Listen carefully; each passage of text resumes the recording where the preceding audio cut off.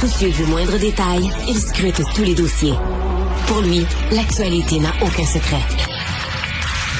Alexandre Dubé. C'est une bien triste nouvelle en dernière heure. L'ex-premier ministre François Legault qui vient tout juste d'annoncer sur ses réseaux sociaux le décès de sa mère. Et je vous invite à aller lire son message. Honnêtement, c'est très touchant. Il écrit « Tout ce que j'ai aujourd'hui, c'est d'abord à elle que je le dois. C'est elle qui m'a inculqué des valeurs de travail, d'effort, d'amour, de respect. Notre famille n'était pas riche, mais ma mère s'est toujours arrangée pour que mes 2 sœurs et moi ne manquions de rien. Et là, il partage toutes sortes de souvenirs en famille.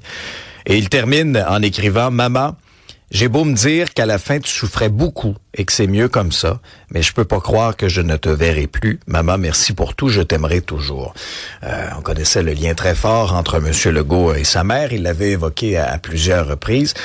Marc-André Leclerc est analyste politique. Salut Marc-André. Bonjour Alexandre. On ne peut qu'offrir nos condoléances à l'ancien premier ministre. C'est toujours une épreuve là, de la vie. Oui, tout à fait. Et également un passage très touchant et un rappel à tous ceux et celles, Alexandre, qui prennent la décision de se lancer en politique. Là.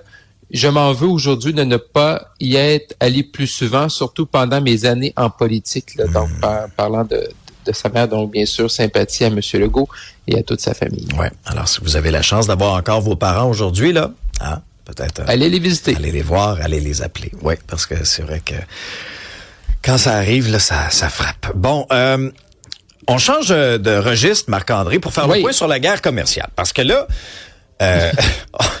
le monde devait nous tomber sur la tête cette semaine. On a eu un petit sursis de 3 jours.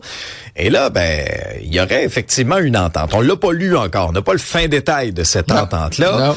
Mais on s'aperçoit que, tu sais, il va en avoir encore des tarifs, là, Marc-André, là. Est-ce que réellement Mark Carney, dans le contexte actuel, peut créer victoire?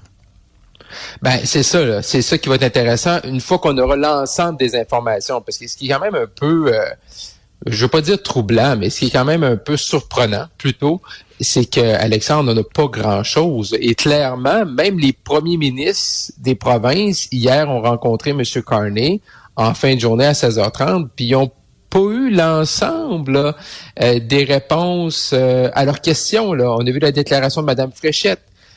Également, je regardais les déclarations des autres premiers ministres. Monsieur Moore en Saskatchewan, plutôt positif, mais tu vois qu'il n'y a pas toutes les informations. Même chose avec Monsieur Austin du côté de la Nouvelle-Écosse. Monsieur Eby du côté de la Colombie-Britannique sort une déclaration, mais lui aussi, il semble qu'il manque des informations. Également, les associations touchées, là, les grands secteurs, là, ils ont eu des briefings pour certains, mais de ma compréhension, c'est qu'on n'a pas toutes les informations. On parle beaucoup de gestion de l'offre, mais on sait pas tout non plus. Là. La gestion de l'offre en tant que telle, les piliers restent là, mais clairement, on sent, puis j'écoutais le premier ministre de la Nouvelle-Écosse, il y a eu des concessions, là. Bon, peut-être pas sur le système en tant que tel, mais il y aura une concession là qui est là. On a donné quelque chose aux Américains. Est-ce que c'est une stratégie de M. Carney, de M. Leblanc, de pas trop en dire? Est-ce que c'est parce que vraiment, on le sait pas? Mais ça va être difficile là, pour M. Carney de faire un grand tour de la victoire. Là. Si c'est vrai que les tarifs en aluminium passeraient de 50 à 25 %, en automobile de 25 à 15 %. Il en reste encore. Oui, il en reste encore. Dans une conception, quand on regarde ça froidement, Alexandre, on se dit, on sait qu'on allait vivre avec des tarifs, qu'il faut vivre avec ça. Mais lorsqu'on regarde les sondages dans la population, faut se le dire, là, avec la dernière campagne fédérale, on a vraiment, les gens là sont comme non, on n'en fait pas de concessions. Ces tarifs-là, ils n'existaient pas, on n'en veut pas. Fait que ça va être ça le défi de M. Carney. Oui, de défendre de convaincre les provinces, mais également la population. Ouais. Et on est rendu jeudi matin, 6h47, et Doug Ford, silence radio. Hein. Ça, c'est assez révélateur, hein? Oui. Pas l'habitude d'être silencieux, M. Ford. Non. Fait que soit qu'il prépare quelque chose où il dit, OK, je vais jouer, je vais être le bon gars, je suis pas satisfait, mais je vais attendre de voir comment tout ça évolue. Mais Monsieur Carney, il y a du pain sur la planche aujourd'hui, là, parce que présentement, ce manque d'informations-là va créer de l'incertitude et va créer beaucoup de grogne là, un peu partout. Mais dans ce contexte-là, Marc-André, est-ce que les provinces pourraient faire capoter l'entente? Je m'explique. Tu sais, si Carney leur dit là, ça va être important de remettre l'alcool américain sur les tablettes. Madame Fréchette dit, t'as peu, il y a quoi pour le Québec là-dedans, là? Là, vous dites que vous touchez pas à la gestion de l'offre, mais si vous faites plus de place, ces tablettes, advenant le cas hypothétiquement aux produits américains, ben là, je veux dire, vous venez nous grignoter pareil. Après ça, des tarifs sur l'aluminium, il y en a encore. Si c'est pas bon pour le Québec, elle remettra pas les bouteilles américaines sur les tablettes. Même chose pour Ford, même chose pour la Colombie-Britannique. Il faut pas l'écarter, ce scénario-là. Là. Non, qui peuvent demander à M. Carney peut-être d'aller refaire ses devoirs. Là. Mais là, qu'est-ce que ça implique avec le 3 jours de sursis qu'on a eu, là? Donc, c'est sûr que certains vont dire, OK, mais là, Mme Fréchette est sortie hier, elle a dit, je vais attendre de prendre position, mais c'est sûr que quand tu regardes ça, si tu dis, on passait du temps ensemble, elle a dû avoir des réponses à ces questions, mais c'est quand moi, hier soir, j'ai additionné les discussions, Alexandre, que là, je me rends compte que finalement, les premiers ministres, ils n'ont pas eu toutes les réponses à leurs questions et qu'également les grands groupes sectoriels touchés de soit positivement ou négativement ou peu importe, ces groupes-là également attendent des réponses, là. Donc, est-ce que c'est un jeu de négociation? On en dit peu pour qu'on espérant que les gens disent oui, c'est des bonnes nouvelles. Mais M. Carney, en bon québécois, il craint quel monde? Est-ce qu'il n'est plus de tarifs? Là? Donc, il aura, lui, à devoir tricoter en disant bon, OK, ben là, finalement, je suis allé chercher le meilleur, parce qu'une fois que tu signes ça, bon, Donald Trump va peut-être respecter ou non sa parole, mais une fois que tu signes ça, puis tu dis c'est l'aluminium, c'est 25%, ben ça reste que c'est 25% pour un bon bout, là.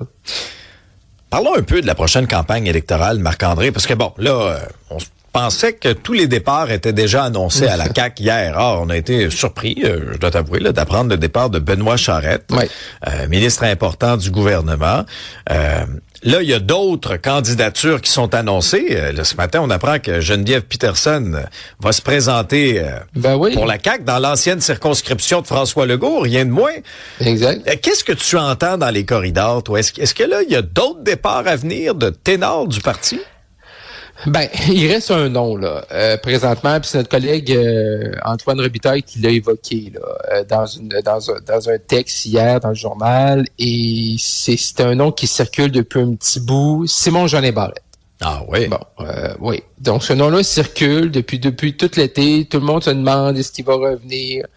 Moi, ce matin, j'ai posé la question à l'entourage de Mme Fréchette. Là. On me dit à l'heure qu'il est. Donc, il était très tôt ce matin, là, avant 6 heures. Le député se présente toujours avec nous. OK. À l'heure qu'il est, on n'est pas... on ouvre la porte pour que plus tard, ça change, là, non? C'est ça. Là, tantôt, ça sera une nouvelle heure. Une autre heure. Et plus tard, une autre heure.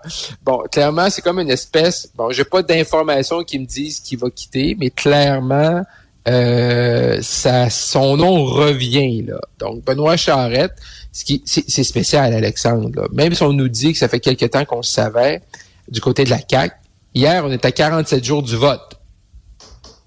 À une semaine du déclenchement. Ah oui. Je me représente pas. Bon, là, on nous dit qu'on va nous présenter une bonne candidature, probablement en fin de semaine.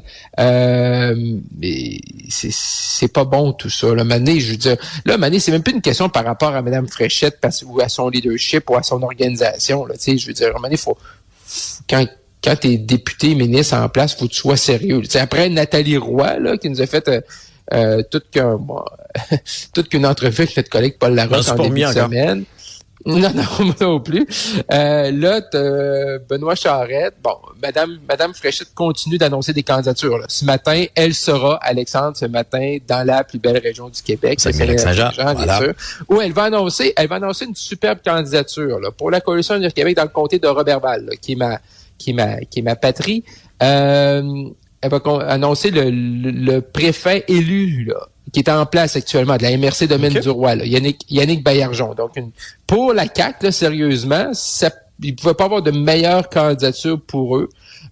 Donc, ça va être intéressant de voir comment cette candidature-là de M. Baillargeon va avoir un rôle là, dans une circonscription qui est donnée favorite là, au Parti québécois actuellement.